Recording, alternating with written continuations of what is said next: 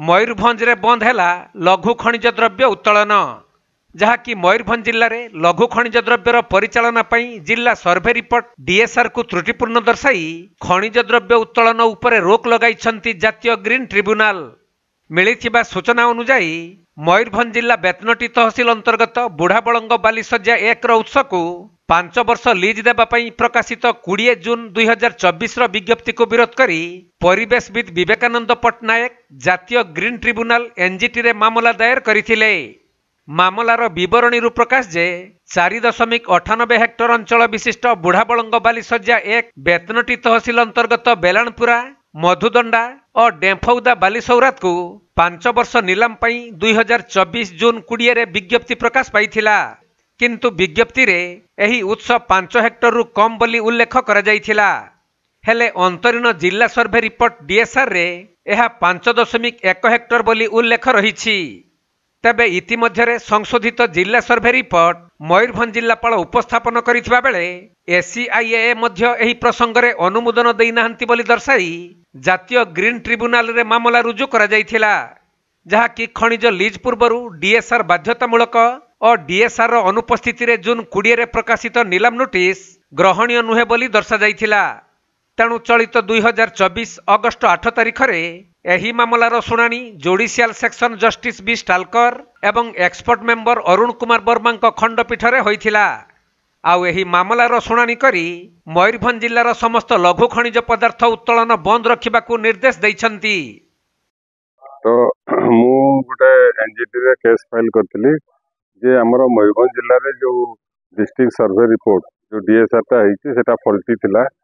एवं ता बाबद रे मु आगर 2022 मसिया रे मध गोटे केस फाइल करथिली। एनजीटी राय देइथिले 2 वर्ष तळे जे हम जो डीएसआर ता हमर कंप्लीट नाही एवं ताको जेहेतु सेटा इंटरिम रिपोर्ट अछि तेणु ताको एनजीटी राय देइथिला जे आपनकर जो state environment impact assessment authority ताको सेटा को जज करैकी ताको जहा जहा लक्षण अछि ताको करिकी फाइनल करिया पय जेहेतु इंटरिम रिपोर्ट रे कोनोसी टेंडर हे परिबो नै। तेणु किंतु आज जो 8 तारिख दिन एनजीटी तरफ जो रायटा आसिला जे मयूरभंज जिल्ला रे जेहेतु डीएसआर ता हमर कंप्लीट नाही तेणु जेकोनोसी लघु खनिज द्रव्यर उत्तोलन उपर बंद करिया पय एनजीटी राय दी। निश्चित भाव में साधारण लोक तो हैरान हेबे एवं हमर जो किसी विकास काम भी चली जो जातीय प्रोजेक्ट भी चलती से एफेक्टेड हेबे किंतु हमें चाहूँ जे जमते यार परिवेश उपरे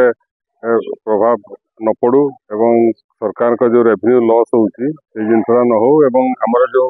डीएसआर ताको प्रॉपर्ली करा जाऊ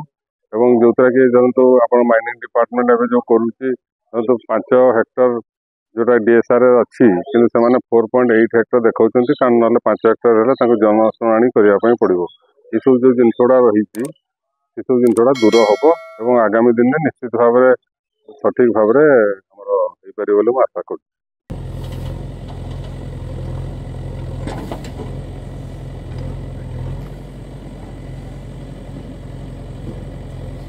तुमर किसी ना तुमर उठा किसी डर नहीं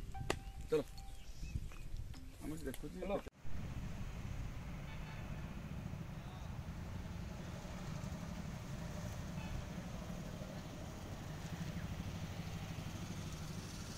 मयूरभंज जिला बारिपदारू दीपक पाणिग्राही रिपोर्ट कोणार्क लाइव।